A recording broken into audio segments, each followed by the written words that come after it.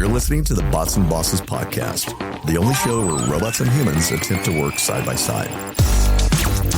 Presented by John Binks, technologist, author, and your AI ringling tour guide. So, buckle up and let's deep dive.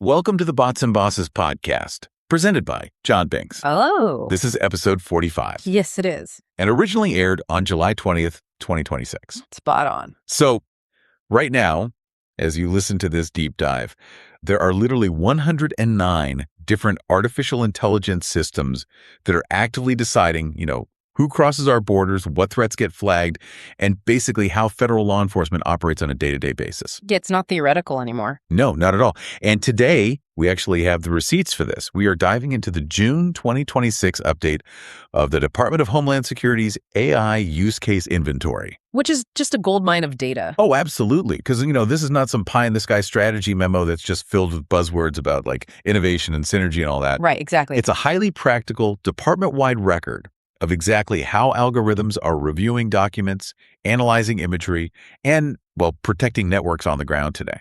And I think the reason this specific document should really matter to you, the listener, goes way beyond just government policy. Yeah. Whether you're a business leader trying to, anticipate tech market trends, or a developer actually building these systems, or just a curious citizen, this inventory is a massive glowing market signal. The huge signal. Right. Because the Department of Homeland Security is, frankly, one of the largest technology buyers on the planet. Easily. So this document shows us exactly where federal demand for AI is forming. And more importantly, how the implementation of really strict risk controls by a buyer of this size is going to fundamentally shape the future of commercial tech acquisitions for everyone else. Yeah, if they change how they buy, the whole market shifts. Exactly. And, the scale we're looking at here is what really stands out to me. The inventory logs 235 total AI use cases. That's a lot of separate projects. It is. And out of those, 200 remain active right now. Right. But the most crucial number, and this kind of blew my mind, is 109 of those active systems are fully deployed. It's fully operational. That's over 55% of their active portfolio. Yeah. I mean, it's like AI has finally graduated from the R&D sandbox and got a grueling 9-to-5 job, That is a great way to put it, actually, because when a technology transitions from, say, a pilot program to a fully deployed status inside a federal agency, it crosses a massive threshold. This is a big deal. It's huge.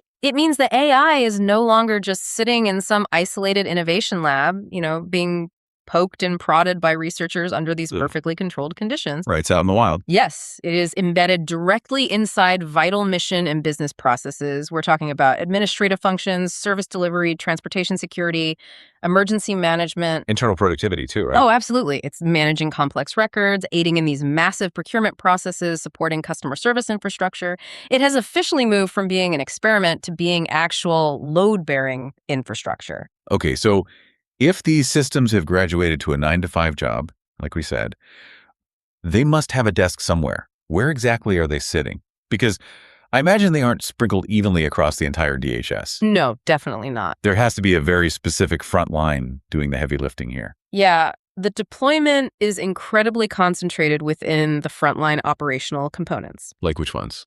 Specifically, Customs and Border Protection and Immigration and Customs Enforcement, CBP and ICE. Wow, okay. Yeah, those two components alone account for 116 active use cases. Just those two? Just those two, which comes out to 58% of the entire active inventory. That is a massive chunk. It really is. And when you look at the mission categories overall, law enforcement is by far the largest. That accounts for 86 active cases, or 43% of the total portfolio. I guess the logistics of those environments really dictate that kind of concentration, right? Totally. Because you have hundreds of thousands of people and vehicles moving across borders daily, humans simply cannot scale to prioritize that volume of information manually. No, you'd need an impossible number of agents. Right. So AI gets deployed to assist in threat detection, identity analysis, surveillance review, targeting, all that stuff. But, hearing those use cases, it kind of triggers a red flag for me. Oh, so? Well, when I hear the term portfolio risk in finance, right, it means diversifying. So one bad stock doesn't completely bankrupt you. Sure. But in law enforcement AI, it almost sounds like the exact opposite. Like if the whole portfolio shares a bad data set or some flawed assumption, that failure just multiplies across the entire system. Wait, if AI is making calls at the border, how do we know the system isn't running amok? Who is watching the watchers? That is the precise danger of portfolio risk in this context. It's a great point. Yeah. Because, a model failure in a marketing algorithm might just result in a poorly targeted email campaign. Right? Yeah, nobody gets hurt. Exactly. But in border security or law enforcement, weak data controls or a poorly designed system affect consequential real-world decisions at scale. Right. Real people. Real people. If multiple algorithms deployed across different checkpoints all rely on the same flawed training data regarding, say, biometric recognition or license plate analysis, you don't just get one missed threat or one false arrest. You get a disaster. You get a systemic compounding blind spot across an entire sector. Wow. Yeah. The risk is the aggregate effect of these automated systems operating in an environment where human lives, rights, and safety are continuously on the line. If you are enjoying our podcast, please click like and follow our show. Yes, please do. And remember to tell your friends about our show. We appreciate it. So getting back to this, if the risks are compounding at that scale, how is DHS actually governing what they call high-impact AI? That's the million-dollar question. Because there's a massive difference between an AI that just helps format a procurement contract and an AI that actually influences a law enforcement action. A huge difference. So under the Office of Management and Budget Guidance, high-impact AI is defined as a system that serves as a principal basis for decisions or actions that have significant effects on rights or safety. Okay, so principal basis is the key phrase there. Exactly. Mechanically, this means if the algorithm's output is the primary reason a person is, detained, searched, or denied a benefit, it receives this high-impact classification. Makes sense. And in the current inventory, 47 active use cases are designated as high impact. Now, the sources we're looking at for this deep dive note, something that is highly scrutinized here. Well, another 48 use cases were initially presumed to be high impact, but they were later downgraded after further review. right, I saw that. Yeah, and a July review by FedScoop highlighted a bunch of inconsistencies in these changed classifications. They were basically pointing out open questions about why certain systems were downgraded or moved between stages. Which is exactly what transparency tools are for. True. They are designed to invite this exact type of public scrutiny. But it still leaves you wondering how these impact labels are actually applied behind closed doors, Well, the mechanics of an AI impact assessment are incredibly complex. It isn't just a simple questionnaire that someone fills out on a Friday afternoon. Right. It actually requires stress testing the model against edge cases to see how heavily the human operator relies on the output. Oh, so they measure the human's reliance on the machine. Exactly. A system might be downgraded if DHS can definitively prove the AI is only providing secondary supplementary data rather than being the principal basis for a decision. Okay, that makes it a little clearer. But the scrutiny that FedScoop highlights is totally valid, because the line between supplementary advice and automated decision-making can blur very quickly in a high-stress operational environment. Yeah, if you're an overworked agent, you might just trust the machine's advice without double-checking it. Precisely. Automation bias is a real thing. But we do have some definitive data on the systems that are already out there working, right? Yes, we do. Because of the systems that are fully deployed today, 35 are classified as high impact. And the good news is the inventory indicates all 35 have completed rigorous pre-deployment testing, impact assessments, operator training, and they have fail-safe practices in place. Which is huge. Governance in these specific cases has really shifted. It's gone from being this, compliance checklist filled out at the end of a project to a true mission assurance function. Baked in from the start. Exactly. Independent reviews are conducted by oversight bodies and the chief AI officer long before the system ever goes live. They are building governance directly into the architectural lifecycle of the system itself. And the fail-safes. The fail-safe practices basically mean there is a technical mechanism to instantly revert to manual human processing if the model begins outputting anomalies. So they can just pull the plug if it acts weird. Exactly. Just hit the big red button. That's reassuring. But, if they are jumping through all those rigorous architectural hoops for high-impact systems, it kind of dictates what kinds of AI are actually making it across the finish line into deployment. Oh, absolutely. Because our sources highlight a massive maturity gap between different types of models in the inventory. Yeah, the maturity gap is fascinating. So, generative AI is currently the largest individual classification in the DHS portfolio. Which isn't surprising given the hype. Not at all. They have 60 active use cases for GenAI. The appetite for it is just immense. In fact, a recent Government Accountability Office report noted that generative AI use cases across 11 selected federal agencies increased about ninefold from 2023 to 2024. A ninefold increase. That's insane. It's exponential. But the issue within DHS is that most of those 60 generative AI initiatives are completely stuck. Stuck how? They're stuck in pre-deployment or pilot stages. They are not operationalized at scale. Yeah, it's like generative AI is the flashy new intern everyone is talking about around the water cooler. Right. They have a great resume. They sound super smart, but you definitely aren't ready to give them the keys to the company vault yet. No way. Meanwhile, predictive machine learning is like the veteran employee quietly sitting in the corner, processing millions of data points and actually getting the job done day in and day out. That's exactly it. While GenAI is still running pilots, classical predictive machine learning has 56 active cases. Computer vision has 50, and natural language processing has 32. And those are out there working. Right. Those veteran systems have a deep operational history. I mean, computer vision isn't just taking photos, it's mapping the biometric geometry of a document or a face against a secure database in milliseconds under highly variable conditions. Yeah. And predictive ML is out there analyzing shipping manifests to flag the single anomaly a human inspector would miss among thousands of crates. So the architectural difference really explains why DHS is hesitating to promote the flashy intern, so to speak. Yeah. Because predictive ML is like a highly trained dog looking for one specific binary set. It just gives you a confidence score on a known variable. Yes. But generative AI is like bringing a very smart, very talkative stranger into an evidence room. That's a scary thought. Right. It can read and synthesize everything, but because it actually generates novel output, its failure modes are practically infinite. And those novel vulnerabilities are exactly why generative AI remains firmly in the pilot phase for things like summarization, drafting, and coding support. It's just too risky for the front line. Way too risky. I mean, the first risk is hallucinations, right? Where the language model mathematically predicts the next word in a sentence so confidently that it invents entirely false information. Which you cannot have in law enforcement. Exactly. The second is prompt manipulation, where an adversarial user engineers an input that basically tricks the AI into bypassing its own safety guardrails. Right, jailbreaking the model. Yeah. And the most critical risk for an agency like DHS is sensitive data exposure.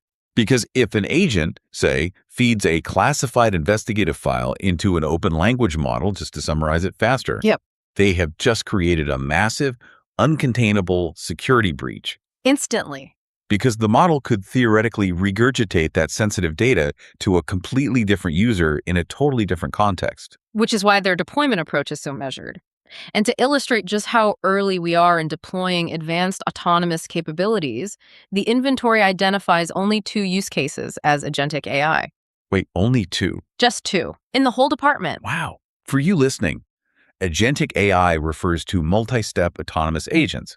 These are systems that don't just answer a single prompt and wait for the next command like a chatbot. Right, they have agency. Exactly. You give them a complex goal, and they break it down into steps, query databases, analyze the result, and execute actions independently. The fact that there are only 2 of these in the entire department shows that the federal government is heavily demanding that humans remain firmly in the loop. Absolutely. Yeah. Autonomous action without continuous human validation is an early-stage capability that just carries immense operational risk. Keeping the human in the loop is a hard constraint right now.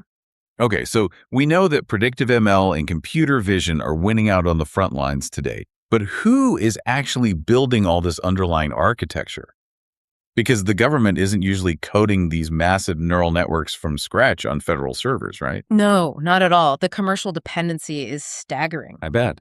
Yeah, out of the 109 fully deployed systems we discussed earlier, 41 were purchased directly from commercial vendors. Okay. And another 48 were developed through a combination of government and contractor resources. So that Over 80% of deployed AI systems at DHS rely heavily on commercial technology or government contractors. over 80%. Yeah. Man, with an 80% reliance on external vendors, the web of privacy, security, and data quality concerns becomes incredibly tangled. It gets very complicated very fast. On the privacy front alone, the sources note that 66 of these deployed use cases involve personally identifiable information, or PII. Which is highly sensitive. Right. You need ironclad access controls, logging, and data retention rules when commercial software is touching citizen data like that. And that's where the security authorizations become a critical focal point in the data.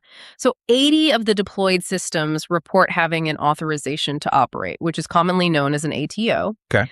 But 29 deployed systems report having no associated authorization. Hold on. 29 deployed systems don't have authorization. Right. No standalone ATO. That sounds like a massive vulnerability. I mean, to a casual observer, that sounds like rogue software running unvetted on border security networks. I know, it sounds alarming. But to understand why that isn't necessarily a rogue scenario, we have to look at what an ATO actually is in the federal government. Okay, break that down for us. Achieving an authorization to operate is a massive, incredibly expensive, and time-consuming audit of every single security control within a piece of software. Sounds fun. Yeah, it can take months or even years. So when 29 systems report no standalone ATO, it usually means they are inheriting their security controls from a broader platform. Oh, I see.